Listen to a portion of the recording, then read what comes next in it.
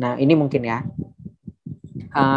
Kalau menurut aku ini juga berkaitan dengan motivasi melanjutkan studi. Jadi kalau aku kan yang pertama emang pengen melanjutkan pengabdian pada profesi yang sebelumnya. Gini, aku langsung jawab aja ya, kayak aku jawab pertanyaan wawancara. Baik, terima kasih Bapak. Ketika saya lulus dari Magister Media dan Komunikasi Universitas Erlangga, saya berharap bisa melanjutkan pengabdian saya sebagai praktisi humas di perguruan tinggi dengan kapasitas yang semakin meningkat.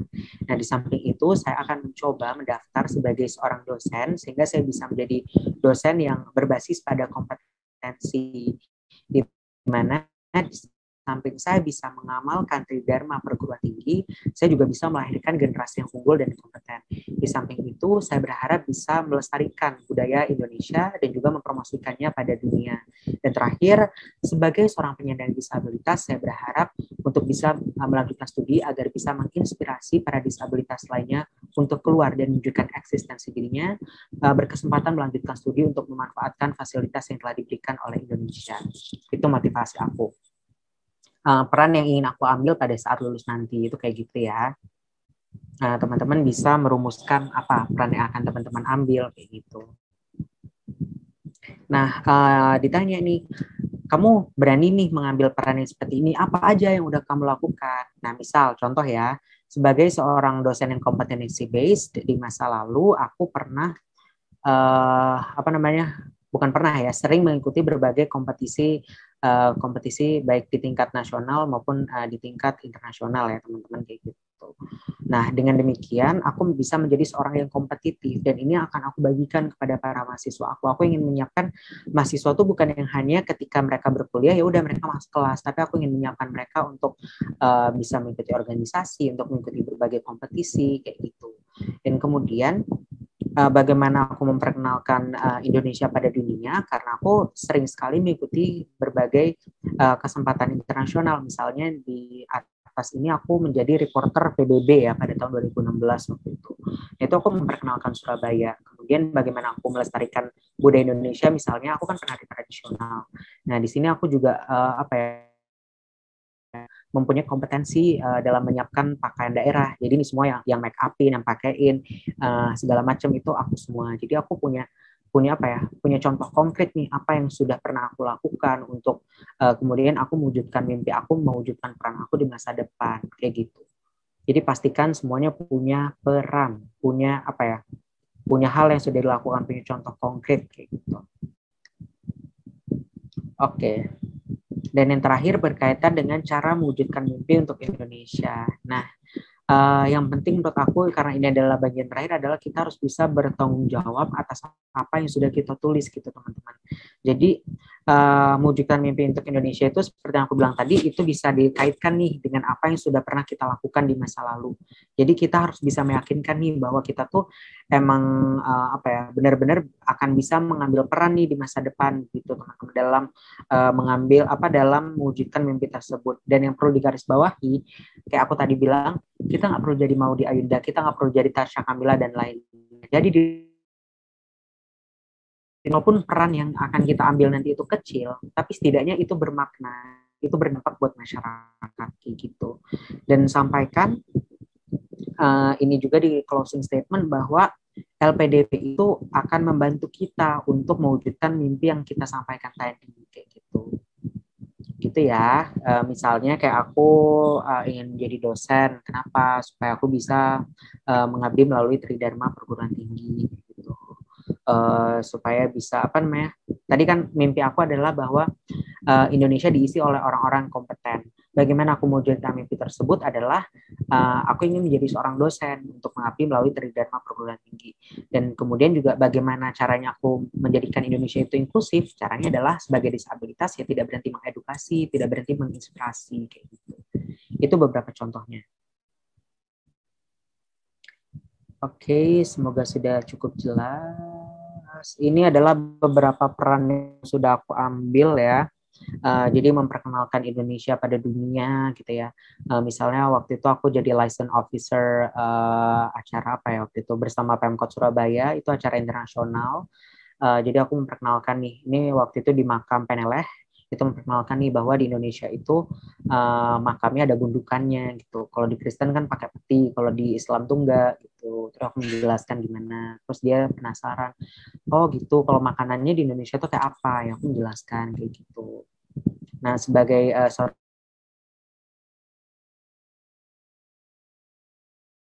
seorang yang ada nih untuk menyuarakan pendapat aku berkaitan dengan Indonesia inklusif, misalnya dengan ikut lomba kayak gitu. Kemudian juga dengan jadi lulusan terbaik dan aku diberikan kesempatan untuk berbicara di hadapan ribuan pasang mata, itu juga merupakan salah satu peran aku untuk menunjukkan kepada masyarakat bahwa penyandang disabilitas itu punya hak dan kesempatan yang sama kayak gitu, dan juga punya potensi yang sama gitu.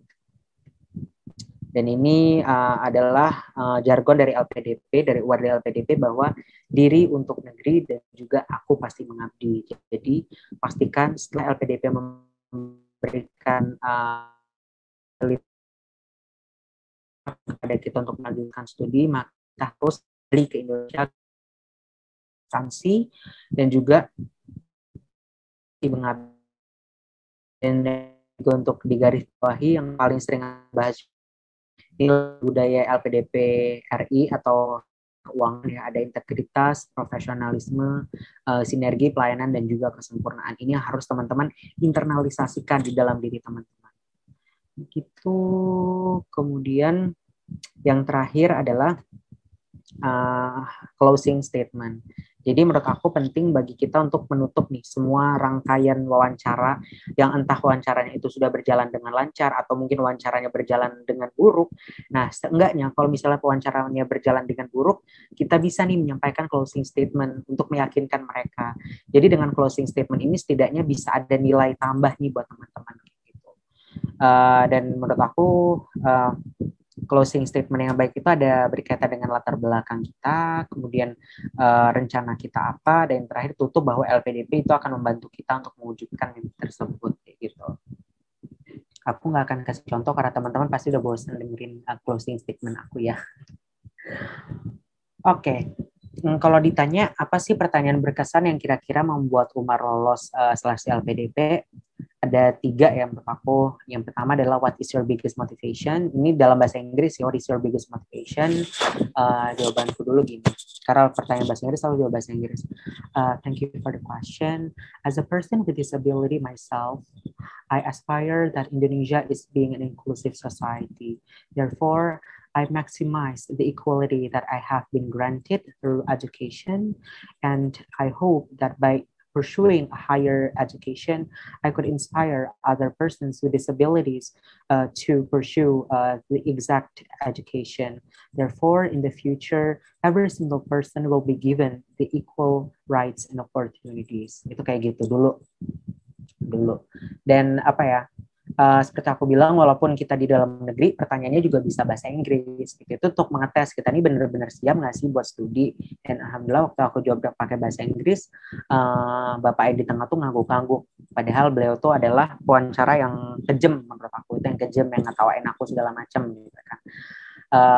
Dan aku bisa membuat beliau mengangguk itu menurut aku adalah suatu hal yang positif ya. Ada afirmasi positif dalam dia, alhamdulillah berarti diterima nih ide aku kayak gitu. Dan yang kedua, jika kamu jadi dosen, apa yang membedakanmu gitu. Jadi karena ini merupakan cita-cita aku, jadi aku bisa menjelaskannya dengan jelas, terarah, dan juga spesifik. Gitu. Dan yang terakhir, ini juga sering aku sampaikan, apa titik terendah dalam hidup Mas Umar gitu. Nah, jadi titik terendah pasti bully dan diskriminasi. Cuma hal itu kan yang kemudian menjadikan aku seorang yang resilient dan kuat kayak gitu. Yang diperlukan dari pertanyaan semacam ini adalah bagaimana sebuah hal buruk itu bisa menjadi turning point bagi kita gitu. Bagaimana menjadikan kita seseorang yang positif kayak gitu. Jadi iya saya sedih karena saya nggak lolos kampus negeri gitu. Terus ya udah berhenti kayak gitu, selesai. Nggak boleh. Jadi saya sedih karena saya lolos kampus negeri, tapi dari hal tersebut saya belajar lebih keras bahwa lulusan kampus negeri swasta juga bisa berprestasi dan juga apa bla bla bla, terbukti saya bisa jadi PNS apa gitu. Jadi bebas. Oke, aku tutup tutup materi kali ini dengan tips dan strategi lolos beasiswa LPDP. Ini nggak dalam negeri aja ya semuanya ya. Jadi kalau menurut aku yang pertama dan utama adalah kita harus punya tekad yang kuat untuk melanjutkan studi. Jangan sampai kita pengen lanjut studi itu cuma karena iseng-iseng aja. Saya pengen lihat nih Pak kemampuan saya sampai mana gitu. Saya cuma pengen coba aja Pak, kira-kira saya lolos nggak ya, itu nggak boleh ya. Karena banyak ribuan orang yang pengen menjadi wardi LPDP yang pengen apa ya, punya kesempatan yang sama dengan teman-teman, tapi mereka terhalang mungkin oleh bahasa Inggris dan juga persyaratan-persyaratan lainnya. Karena nggak bisa dipungkiri teman-teman banyak loh di antara teman-teman lain itu yang mereka masih kurang apa ya, kurang skor bahasa Inggrisnya gitu. Jadi teman-teman udah sampai di titik ini, teman-teman harus bersyukur. Dan yang kedua adalah pastinya punya tugas terarah dan spesifik. Misalnya, saya kan menjadi seorang dosen, ditanya dosen mata kuliah apa, mau apa mata kuliah apa, terus kemudian mau ngajar di mana, buktinya apa kamu bakal bisa ngajar di mana, terus kira-kira kamu setelah lulus harus nunggu dulu atau gimana, bla bla bla. Jadi banyak gitu. Terus yang pastinya setiap rencana, setiap tujuan itu nggak akan tercapai tanpa persiapan yang baik dan matang. Termasuk salah satunya teman-teman ikut webinar seperti ini adalah salah satu bagian dari upaya teman-teman nih untuk bersiap gitu ya, untuk mencari insight-insight baru, untuk belajar terkait dengan wawancara. Yang keempat adalah pastinya mau dan siap untuk berkontribusi untuk Indonesia. Jadi tanpa kita lolos LPDP pun sebenarnya kita sudah berkontribusi nih untuk Indonesia. Gimana dengan kita bisa dapat beasiswa LPDP, kontribusi kita akan lebih nyata dan juga lebih luas. Dan yang terakhir, closing statement ini tidak akan semua usaha kita ini tidak akan bisa memiliki akhir yang baik jika kita tidak menutupnya dengan closing statement. Jadi menurut aku pribadi, closing statement ini menjadi bagian yang penting dalam menutup perjalanan kita di perjuangan LPDP. Dan mungkin kalau tips yang lebih lengkapnya ada di highlight Instagram aku. Walaupun mungkin highlightnya itu aku bikin 2019 ya, jadi mungkin ada beberapa yang gak relevan kayak proposal studi, rencana studi, tapi kalau untuk secara substansi udah lumayan ya, mumpuni gitu. Oke, jadi itulah dia kenapa dari awal aku bilang bahwa percaya bahwa kita itu unik, kita punya kelebihan dan kekurangan masing-masing, punya pengalaman yang berbeda dari orang lain. Jadi yang penting adalah bagaimana kita menemukan diri kita sendiri, menemukan benang merahnya kita nih mau ngapain, dan kita udah gimana nih untuk mencapai hal tersebut gitu. Jika kita nggak bisa meyakinkan diri kita sendiri, gimana kita meyakinkan para pewawancara, dan juga gimana cara kita mengabdi untuk Indonesia di masa depan ya teman-teman. Seperti yang kata Pluto ya, bahwa the first and best victory is to conquer self, kayak gitu. Dan juga yang penting menurut aku dalam mendaftar beasiswa LPDP adalah menjadi orang yang konsisten. Bagaimana seorang Umar konsisten dengan tari tradisional, bahwa waktu seleksi wawancara aku sempat bertanya tentang tari tradisional, bahwa walaupun aku punya kekurangan fisik, tapi aku bisa melatih tari, walaupun itu juga merupakan tantangan gitu kan. Nah, dan beliau bilang, Mas Umar jangan pernah berhenti untuk menari dan juga berkarya. Dan ini aku buktikan pada saat mengikuti persiapan keberangkatan selama 5 hari, kami menampilkan 2 tarian. Salah satunya tari Pasambahan yang dapat apresiasi dari Direktur Utama LPDP. Dan juga bagaimana insya Allah konsistensi aku dalam mewujudkan Indonesia inklusif, semoga bisa didengar teman-teman gitu. Dan dengan semangat ini juga akhirnya alhamdulillah aku menjadi salah satu dari ribuan peserta yang menjadi wardi LPDP tahun 2019. Oke, akhirnya demikian dari aku. Aku kembalikan ke Kak Han. Terima kasih. Wassalamualaikum warahmatullahi wabarakatuh.